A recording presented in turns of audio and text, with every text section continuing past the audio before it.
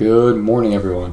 Well, first off, I'd like to start off by saying congratulations to the new promotions that we gave out today. It's good to see some new faces up here. Now, getting into this, the SCP, if you've read the briefing, is very classified.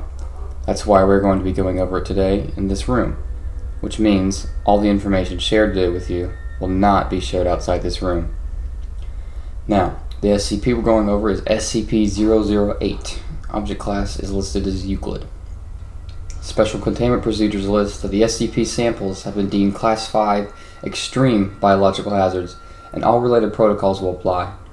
Incineration and irradiation measures will be deployed in the event of a political or military action, which may result in the facility being dismantled, a power failure, or zero communications from operatives or outside channels during any given 8-hour period. Now, personally, I'll tell you that is a shit show to deal with. Going on. The quarantine period for operatives leaving the facility is 4 months. If a breach has occurred, incineration and irradiation measures shall be deployed. It should be the policy of all G2 sites not to prepare an evacuation procedure, though. Description lists that SCP-008 is a complex prion, samples of which are stored at each of the known G2 sites. Research in SCP-008 is highly classified and primarily aimed at preventing research which may lead to the synthesis of the SCP in the distant future. Traits of the SCP prion include 100% infectiousness, 100% lethality, transmission through exposed mucous membranes and all body fluids, not airborne or waterborne though. Symptoms of infection with SCP-008 manifest no more than 3 hours after exposure, and include all of the following. Flu-like symptoms with high fever, plus severe dementia in later stages.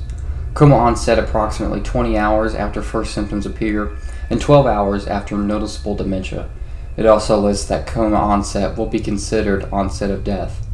A period of sporadic cellular necrosis occurs, which comes to resemble gangrene. Surviving tissue assumes its original function and is highly resilient. Red blood cells greatly increase oxygen storage capacity, resulting in slower blood flow and increased muscle endurance and strength. Nervous and muscular systems are unaffected by total organ failure for several hours.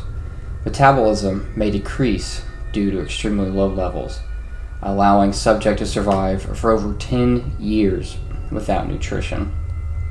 High blood viscosity results in negligible blood flow from a gunshot, puncture, and slashing injuries. Conditioned behavior, motor controls, and instinctive behavioral mechanisms are damaged, and cognitive abilities are severely retarded and erratic. Animals experience excessive brain necrosis and are inactive. Subject can adapt to its endangered nervous systems, but is limited to its basic physical abilities, including standing up, bouncing on 2 legs, walking, biting, grabbing, and crawling. Subject will energetically move towards sights, sounds, and smells that it associates with living humans. Subject will attempt to ingest living humans if physical contact is made. Neutralizing fully infected subjects requires significant cranial trauma. Also, if you'll flip to the next page in your documents, it shows some documented cases of that last line there. Moving on, there is a strong evidence to suggest that the SCP-008 itself did not form naturally on Earth, since variants of similar complexity would have displaced much of the ecosystem. In 1959, a short collaborative effort with the USSR to locate G2 sites and eliminate the SCP was negotiated following their discovery. The status of the SCP in Russian custody since collaboration is unknown. There's an addendum 0081. SCP-500 has been found to be able to completely cure the SCP-008 even in the advanced stages of the disease. And that seems to be it that is listed at this time on the document.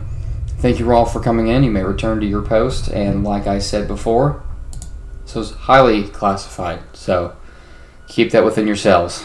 Have a great afternoon, everyone.